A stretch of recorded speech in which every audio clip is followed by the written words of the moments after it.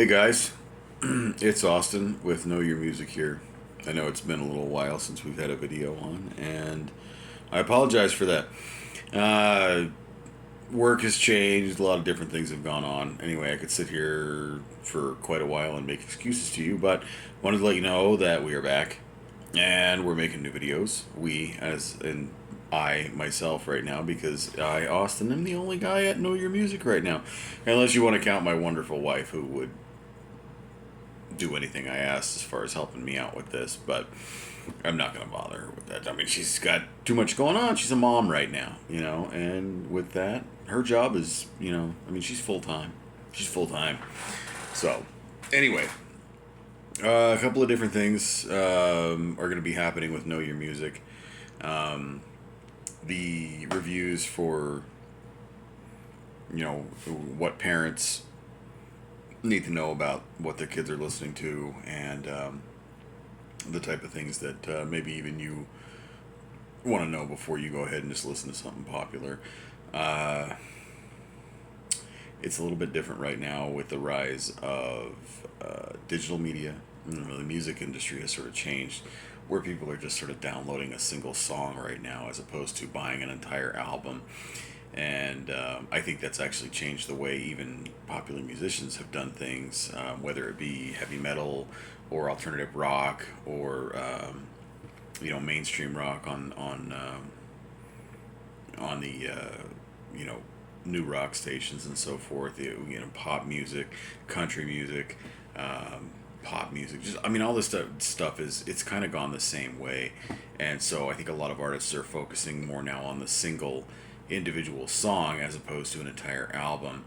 Whereas they'll record a song or a couple of songs with some outside songwriters, maybe even some extra musicians to kind of help them doctor the song to make it more precise, more exact, more what radio wants to feel and hear and see right now, as opposed to what the band or artist themselves wants to make the final sound eventually be like. So things are different. So reviewing an entire album right now is a little bit more. It's a little bit more difficult because a lot of people aren't listening to the entire album, which, I mean, that's kind of sad. In my opinion, you can do what you want to do. I'm an album rock guy. I want to listen to start to finish. I want to listen to a piece of music that a band has put their entire heart and soul into for a series of months or a year or whatever, as far as writing, recording, performing, and having produced an entire, oh gosh, at this point you almost might want to call it an epic or an opus, something that they have devoted their time to make a complete recording out of, akin to what Metallica did throughout 1990 and 91 when they recorded their self-titled album, which is, referred to popularly as the Black Album. Anyway, those are the kind of things that I enjoy listening to the most, and so I'm going to kind of change gears a little bit here on the channel, and we're going to focus a little bit more on that sort of stuff, which I'm going to go ahead and just consider old school at this point in time. It's been a while since I've actually just gotten in the car or sat at my desk and turned on the radio and just kind of listened to what's going on there. I did today, even on an active rock radio station, and I heard some things that were just, I don't know. You could just kind of tell it was a producer's world, and then a musician's world at that point afterwards. And so the record companies have kind of taken over what they want to hear on the radio, and it's fine because there's still plenty of outlets out there now. Being that it's a digital music world, there's a lot of different ways for people to get their music heard, other than just being on the radio. And so, I mean, if you're not a popular music artist, you're not getting on the radio these days unless it's a dedicated classic rock station or an oldies station, or even, I mean, you can wedge your way into something akin to an alternative rock station where they might go back and forth track to track between something that's modern versus something that came out in the 90s. In those cases, yeah, every other song you're going to get something that's rock and roll or hard rock or alternative rock, alternative metal, those sorts of things, but you're still getting it mixed in with what a couple of years ago would have been considered active rock, but now is akin to just pop music with a little bit of clean guitar recorded over the top of it to make it so the producers and the record company can label it rock music. So it is different. So we're going to focus more on the albums. And with that, just a sort of a little primer here, just to kind of give you guys something to go on. I want to talk about heavy metal. Okay, not a popular choice, obviously. I mean, from all the way back in the '60s through present day. I'm a parent. I have 6 children, and I have a very well-educated, very smart wife who has done an amazing job with our children, and in giving them a primer to move forward in this world and do the things that they want to do. And heavy metal has always sort of been the antithesis of those sort of things. However, if you bring it back just a little bit further, a lot of what heavy metal turned into, mainly in the late 70s and early 80s, especially with the advent of thrash metal, when you consider Metallica, Anthrax, Slayer, and Megadeth, along with some of their contemporaries, such as like Testament. Those bands were classically influenced and classically trained in a lot of cases. So there's a lot of, amongst the distorted guitars and the double kick drum beats and the the picked bass guitar with the added reverb and so forth, you're coming up with a very dark and deep and heavy sound. But if you listen to actually what they're playing as a whole, as an entire piece in each track, or in each album as a whole, there's a lot of classical music influence in there. And so I think if we're going to be talking about albums as an entire piece of music, classical music, obviously they didn't have albums back in the days of classical. They barely had any type of recording ability back in the way back in the day. The only thing that you really hear recorded from classical music today is band leaders and orchestras from modern times reinterpreting what they've heard or what they have read as far as the music goes in classical music from 100 years ago. So there's not a lot of there's not a lot of originals that you can hear anymore. But with the advent of heavy metal, like I said, including thrash metal, you come up with a lot of stuff that was heavily influenced by that.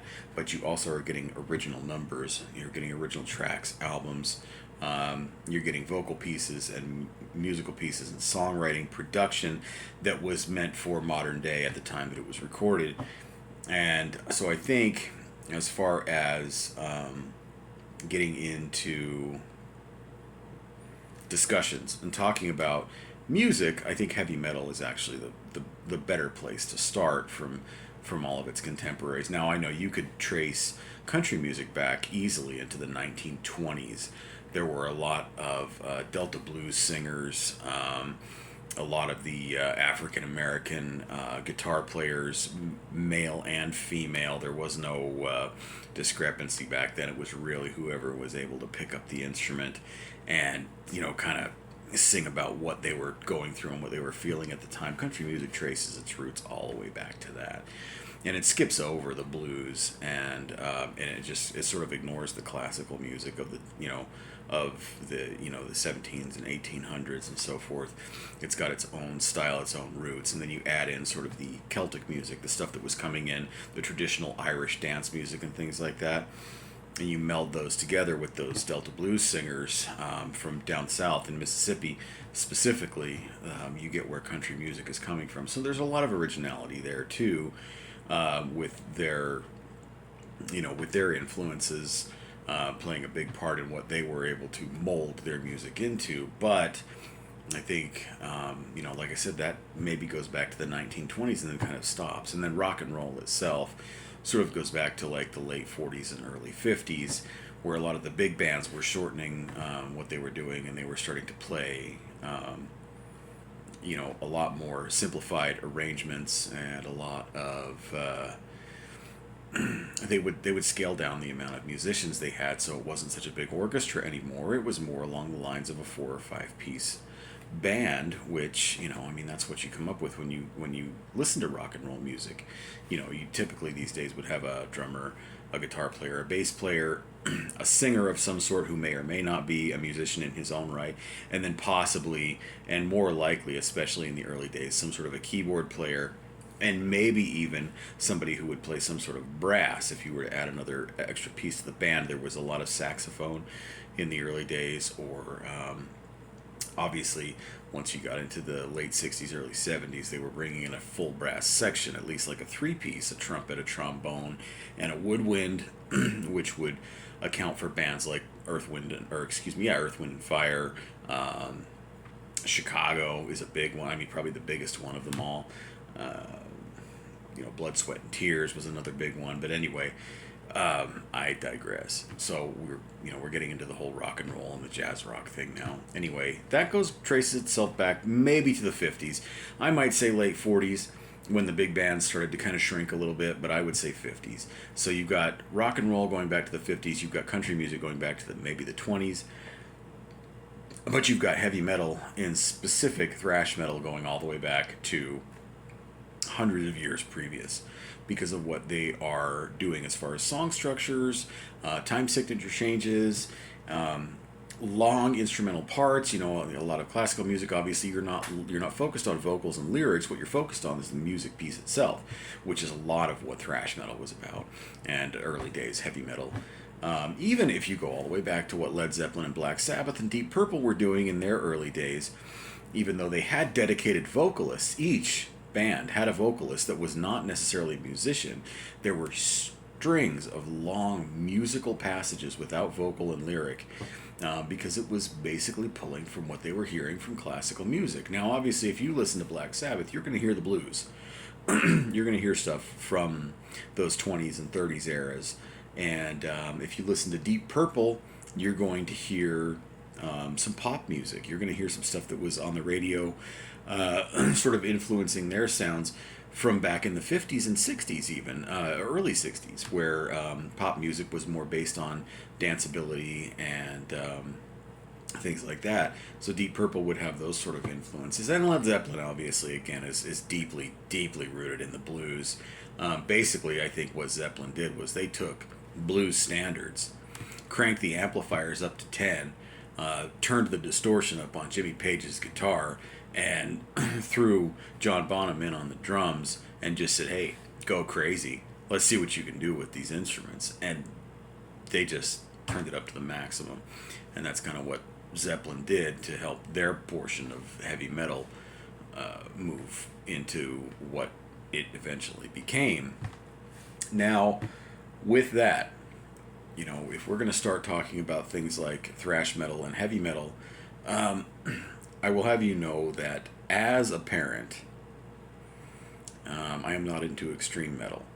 Now, I know that there are even some extreme metal Christian bands out there, but there's a sound that comes along with it which does not lend itself well to allowing the Holy Ghost to dwell anywhere near your person, in your home, or probably even in your neighborhood. There's a lot of extreme metal. Like, once you get past what the initial wave of heavy metal and thrash metal was, and even, you could possibly go into the 90s and the 2000s and still get a lot of what you would just consider straight up heavy metal music. And when you get into alternative metal and new metal and things like that, it still didn't become very extreme. But there's a lot of music today, and as a matter of fact, if you were to walk into a record store, you'll find the heavy metal section is nothing but extreme metal genres, the black metal, the death metal, the, there's hardcore thrash, which would be bands like Hatebreed and like Ignite and things like that, which in some cases even is still set back in the rock and pop music because of the clean vocals and things like that. But really, with these extreme metal artists, if you walk into a record store today, I would